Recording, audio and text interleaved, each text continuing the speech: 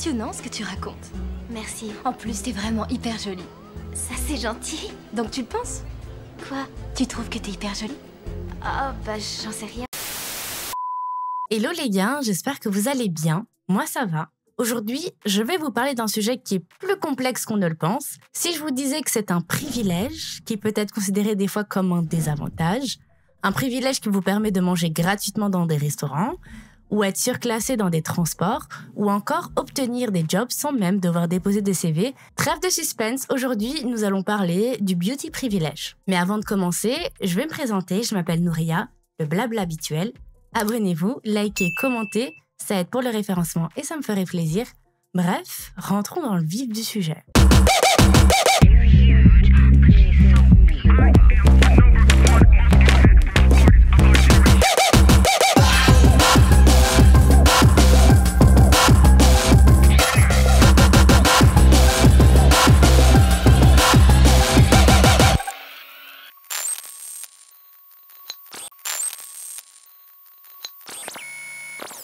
Pour commencer, on va d'abord se demander ce qu'est le beauty privilège. Le privilège de la beauté est un concept qui définit le fait qu'on attribue des qualités sociales ou intellectuelles, d'opportunités, d'indulgence et d'affection à des personnes considérées comme plus attirantes que celles qui ne le sont pas.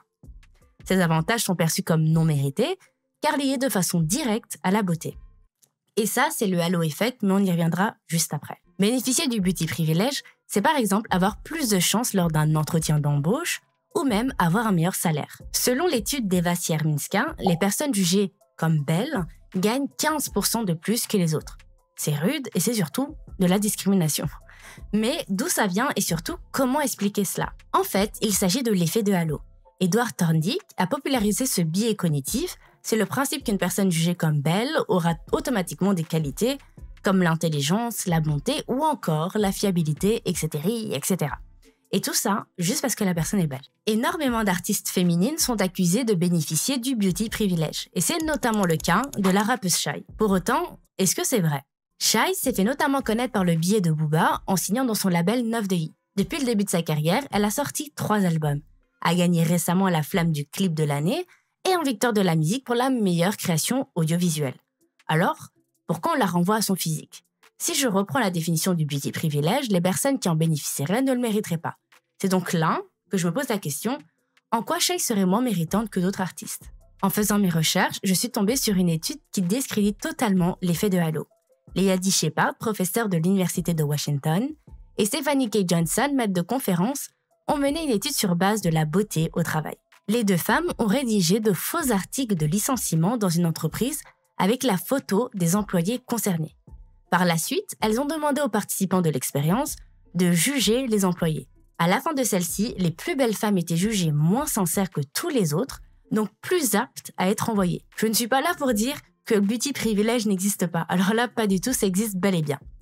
Je m'interroge simplement sur le fait qu'à chaque fois que je vois des artistes, notamment dans le monde de la musique, se faire critiquer ou dénigrer pour ce motif-là, une grande majorité, que dis-je, une énorme majorité, sont en fait des femmes. Et ce n'est pas anodin. Que certaines artistes féminines jouissent du beauty privilège, je veux bien l'entendre. Mais réduire le travail de quelqu'un sans fondement juste par jalousie sur base de son physique, eh bien, c'est totalement une forme de misogynie. Qu'importe l'époque et d'où nous venons, nous aimons le beau, que ce soit dans la peinture, dans la musique et même dans les fruits et légumes que nous achetons. La dictature du beau prime dans notre monde et ça s'applique malheureusement également au physique. La première question que je me suis posée quand j'ai commencé mes recherches, c'est la beauté, c'est quoi?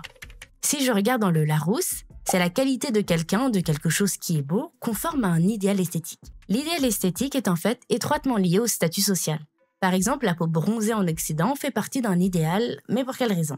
Parce qu'en fait, ta peau révèle à tous ceux que tu croises que tu as assez d'argent pour partir en vacances. C'est ce qu'on appelle un marqueur social. C'est un signe distinctif associé à des groupes ou des individus reconnus, provoque une identification vers un groupe socioculturel ou une classe sociale. Pour partir en vacances, il faut du temps et de l'argent. La tendance d'avoir la peau bronzée en Europe s'est en fait popularisée grâce au magazine Vogue de 1920. Un des articles abordait la beauté d'avoir la peau bronzée. À l'époque, en France, une icône de mode, Coco Chanel, avait fait sensation en arborant un bronzage sur son yacht à Saint-Tropez. Mais il faut bien dire qu'avant, ce n'était clairement pas une norme pour les personnes blanches d'avoir la peau bronzée. Mais comme il fallait se démarquer de la classe ouvrière... Monsieur, monsieur, mets-toi à côté. Tu n'es pas avec nous. Et qu'à l'époque, les riches ne travaillaient peu, voire pas, donc bronzer est devenu comme une marque de supériorité sociale. Par la suite, en France, il y a eu les congés payés, ce qui a enflé le phénomène jusqu'à ce que ce soit quelque chose de commun pour nous. Les vacances payées accordées par notre gouvernement ont rendu cette année aux plages de France toute leur animation d'autrefois. Donc on comprend qu'à travers le temps, les normes de beauté peuvent changer. Dans les années 70, les femmes devaient avoir peu de courbes. Dans les années 80, les femmes devaient être bronzées et athlétiques. C'est d'ailleurs à ce moment-là que les vidéos de fitness faisaient fureur. Dans les années 90, le corps de la femme devait être mince, voire squelettique. On a notamment l'exemple avec la brindille, aka Kate Moss. Dans les années 2000, l'idéal était les anges de Victoria's Secret, mais aussi les mannequins d'Abercrombie. Pour ceux qui ne l'ont pas vu, il y a un excellent documentaire sur Netflix qui aborde les standards de beauté dans l'entreprise d'Abercrombie. Les années 2010, je l'appelle la décennie des Kardashians. Kim Kardashian a clairement cassé les codes avec une nouvelle silhouette. Avoir une forte poitrine, avoir une taille fine et surtout avoir un gros fessier. C'est d'ailleurs la décennie où des gens ont découvert le Brazilian Butt Lift, le BBL. Une opération qui consiste à prendre la graisse du ventre pour la réinjecter dans les fesses. Et pour terminer, la décennie dans laquelle on se trouve. Il y a une volonté du retour à l'authenticité, que ce soit de se filmer sans filtre, faire émerger de nouveaux mouvements comme le body positive, mais la norme reste tout de même être mince, avoir une poitrine haute, une taille fine, de longues jambes, des fesses rebondies, des lèvres pulpeuses et un petit nez tout fin. Et je rajouterai également avoir un teint clair et surtout avoir de longs cheveux, de préférence lisses. On a notamment pu le remarquer lors de la Fashion Week 2019 de New York. 95% des modèles étaient portés par des mannequins de taille 32 à 34, sachant que la taille moyenne en France est de 40.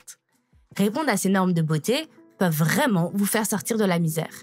Comme la jeune Malisha Karwa, 13 ans, vivant dans un bidonville indien.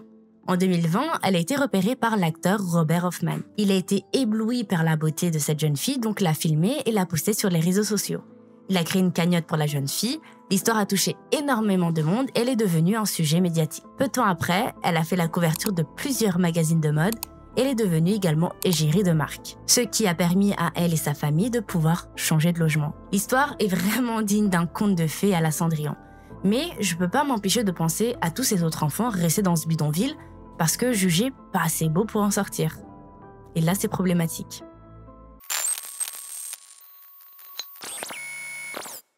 Bien que les hommes bénéficient aussi du beauty privilège, l'impact est moindre que pour les femmes, pour la seule et unique raison que c'est avant tout une question de patriarcat. Voilà. Correspondre aux normes de beauté, c'est être validé par le regard masculin. C'est ce que la professeure en cinématographie Laura Mulvey appelle le male gaze, le regard masculin en français. Ce concept dit que tout ce qui est de la culture visuelle est d'un point de vue du regard d'un homme cis hétéro. Les publicités, les jeux vidéo, et un des meilleurs exemples de male gaze, ce sera le personnage de Megan Fox dans le film Transformers. Son personnage n'apporte rien au scénario du film, mis à part faire plaisir au regard des hommes. Ce genre d'approche dans les films tend donc à objectiver le corps de la femme pour faire fantasmer les hommes. Dans de nombreux films qui visent principalement un public jeune et féminin, si la protagoniste ne correspond pas aux normes de beauté, vous pouvez être sûr à 100% qu'il y aura une scène de relooking. Parlons d'un film qui m'a mise un peu mal à l'aise, le film s'appelle Duff, qui signifie dodu, utile, franchement, fade. Tu peux me dire de quoi tu parles? L'histoire est en fait une fille qui a des copines super belles et qui se rend compte, on lui fait remarquer qu'elle est en réalité la pote pas jolie. Donc avec l'aide du beau gosse de l'école, elle va se faire relooker pour plaire aux autres et surtout ne plus avoir cette étiquette de Duff. Il y a une injonction de toujours correspondre aux normes de beauté et c'est vraiment pressant. En insistant toujours sur le regard des autres, les relookings, en fait, les normes de beauté seront encore plus renforcées.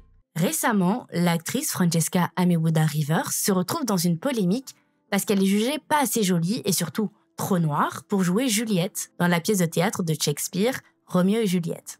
Elle subit un tel harcèlement raciste et misogyne qui est en fait appelé la misogynoire, qu'une pétition de plusieurs centaines de signatures a été créée. Je parle de cet harcèlement parce qu'en fait, il reflète parfaitement le traitement que tu auras si tu ne corresponds pas aux normes de beauté et encore plus si tu es médiatisé.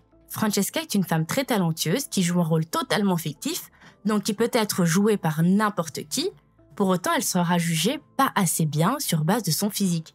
Et si les critiques c'est « Ouais, mais ça se passe en Italie, il fallait une Italienne », ça n'a dérangé personne quand l'actrice Claire Danes avait joué le rôle de Juliette dans Roméo plus Juliette, ou encore quand Tom Holland joue Roméo alors qu'il est totalement pas italien, voilà.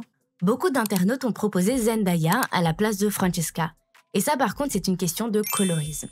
Mais je vais pas juste survoler le sujet, donc je vous prépare une vidéo complète pour bien l'expliquer. Donc là, maintenant, abonnez-vous, j'attends. C'est bon? Ok. J'ai beaucoup parlé, mais je vais m'arrêter là, sinon j'aurai un super long montage et franchement, j'ai la flemme. Ça fait 2 fois que je tourne la vidéo, c'est bon. Mais en tout cas, ce que j'en conclus, c'est que le beauty privilège existe. Voilà, oui, bon. Et que lorsqu'il sert à quelqu'un au détriment d'une autre personne jugée moins belle alors qu'elle le méritait plus, c'est totalement injuste. Mais si je peux avoir un mot de la fin sur ce sujet, s'il vous plaît, aimez-vous comme vous êtes. Ça fait un peu discours de Miss, mais détachons-nous de ces normes, s'il vous plaît. Mais finalement, je suis partagée entre le fait que le beauty privilège sort des familles de la misère, mais qui pénalise d'autres personnes. En fait, rien n'est tout blanc ou tout noir. Bon, je m'arrête là vraiment, sinon je vais pas m'arrêter. C'est bon. J'espère que vous avez aimé la vidéo, j'espère que ça vous a plu. Likez, commentez et abonnez-vous. Nous, on se voit dimanche prochain. Bisous.